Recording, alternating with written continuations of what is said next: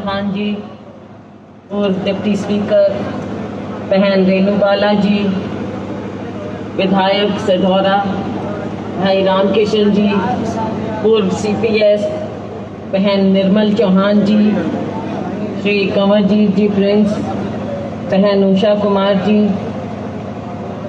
बहन उषा कमल जी, बहन किरण बाला जैन जी, श्री अरशद पोसवाल जी, श्री देवेंद्र चावला जी, श्री देवेंद्र सिंह जी, श्री विनय काम्बोज जी, भाई जब्बार जी, भाई इस्लाम जी, भाई इकबाल जी और यहाँ उपस्थित मेरे बहुत ही सम्मानित बुजुर्गों और हमारे यूथ की ये इतने बहादुर टीम जो यहाँ पर बैठी है, आप सबका बहुत बहुत अभिनंदन। और मंचासीन मेरे सभी साथीगण, साथियों, जब्बार जी हमारे बहुत ही कर्मठ साथी और सालों साल से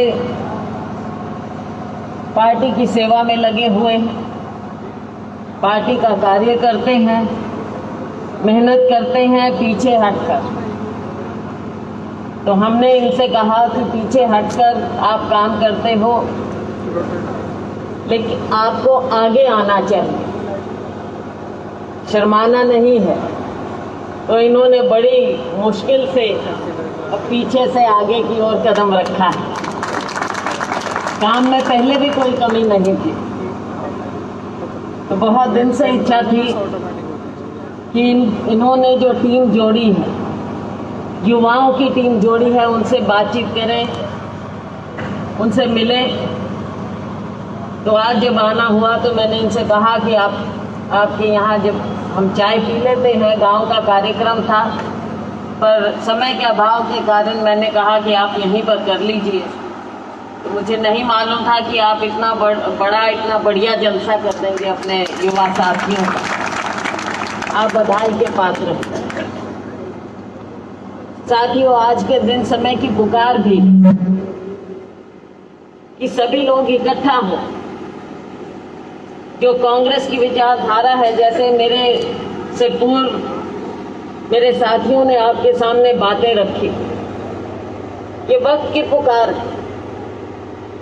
जो आज हमारे सामने चुनौती है, उस चुनौती का सामना हम कैसे करें। पहली बार चुनौती नहीं आई। कांग्रेस पार्टी ने बहुत से उतार चढ़ाव देखे। हमारे लोगों ने पहले भी इस तरह की विचारधारा का सामना किया है, लेकिन इस बार की जो चुनौती है, इस चुनौती की गहराई को हमें समझना होगा। ये केवल एक चुनाव से दूसरे चुनाव की बात नहीं, ये ऐसी विचारधारा है भारतीय जनता पार्टी की, RSS की, जो विचारधारा केवल सत्ता के लिए, राजनीतिक सत्ता के लिए नहीं बात करती। ये समाज के अंदर किस तरह के एक नफरत, भाई को भाई से अलग करने की बात, ऐसी बातों को, ऐसे विचारों को उसकी नींव डालती, ये चुनौती हमने समझनी। इनका सत्ता में आना केवल इसलिए नहीं था कि ये भी सरकार बनाए। इनका सत्ता में आना, सरकार बनाने का मतलब, जो ये बातें करते हैं आपके सामने, जो जिस तरह के स्लोगन देते हैं, मीडिया में देते हैं, वो नहीं है। इनका असली चेहरा विकास नहीं है। विकास की बातें करना, अलग अलग स्लोगन देना, ये लोगों को बरगलाने की बात है। जो इनकी विचारधारा है, आज उससे चुनौती है। और उस चुनौती को कांग्रेस पार्टी ने, आप सभी ने समझते हुए उस चुनौती का सामना हम सबको करना पड़ेगा। सभी लोग कर रहे हैं, लेकिन मेरे युवा साथियों से मेरी खास गुजारिश है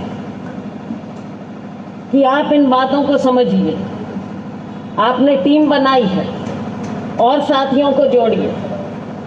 गांव-गांव में, शहर में, मोहल्ले में, घर घर जाकर आपने लोगों को ये बातें समझानी है, बतानी है कि जो ये खतरे की बात है आज के दिन, उस खतरे को खत्म केवल कांग्रेस पार्टी कर सकती है और ये लोग कर सकते हैं।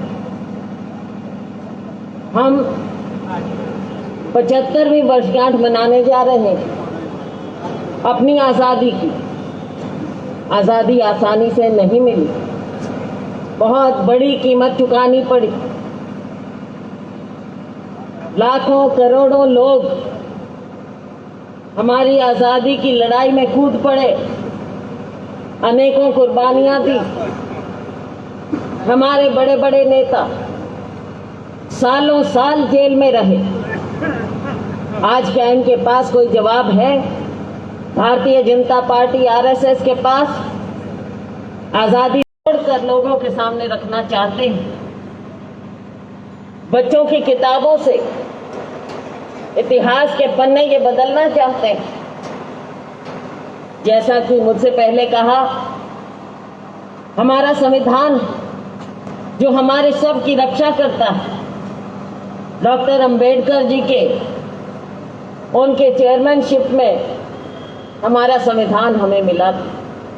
आज उसकी हिफाजत हम सबको बतौर भारतीय नागरिक हम सबको करनी पड़ेगी, मिलजुल कर करनी पड़ेगी, भविष्य के लिए करनी पड़ेगी, देश की एकता अखंडता के लिए।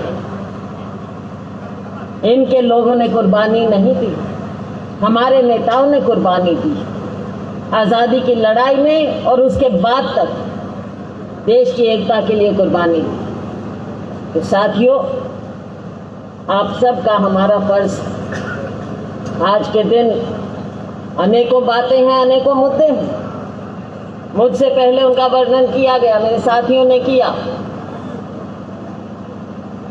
उन बातों को, चाहे महंगाई है, चाहे बेरोजगारी है, चाहे किसान का आंदोलन है, तरह तरह की बातें हैं, सभी बातों को हमने लोगों के बीच में लेकर जाना।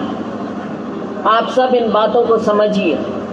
जब आप इन बातों को समझेंगे, तभी आप लोगों के बीच में जाकर मजबूती से अपना पक्ष रख पाएंगे।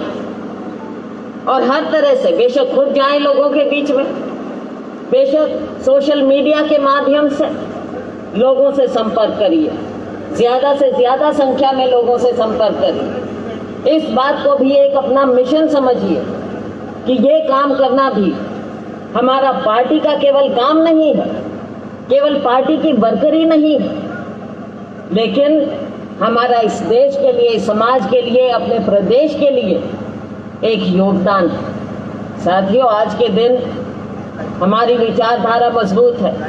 हमारा नेतृत्व राहुल गांधी जी बोल्ड फैसले लेते हैं। जिस तरह की वो बात कर सकते हैं, देश में कोई भी एक भी राजनीतिक नेता नहीं है जो इनको चैलेंज कर सकता हो। वो केवल और केवल राहुल गांधी हैं जो इनको चैलेंज करते हैं। आज हम सबका फर्ज बनता है कि हम एकजुट होकर राहुल गांधी जी की, सोनिया गांधी जी की, प्रियंका गांधी जी की इस लड़ाई में उनका साथ दें। उतार चढ़ाव की परवाह ना करें।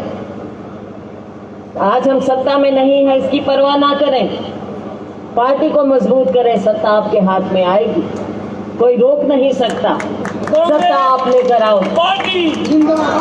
तो साथियों, एक बार फिर मैं आपका धन्यवाद और खास तौर से जब्बार जी का धन्यवाद करती हूँ कि चाय के बहाने इतना बड़ा जलसा आपने कर दिया और इतने साथियों से मिलने का मौका दिया, अपनी बात यहाँ पर रखने का मौका दिया। आप सभी का मैं तहे दिल से धन्यवाद करती हूँ और यही आपसे आह्वान करती हूँ कि आप इन सब बातों को गंभीरता से लेते हुए पार्टी को मजबूत करेंगे। बहुत बहुत शुक्रिया, आप सभी का बहुत अभिनंदन। जय हिंद।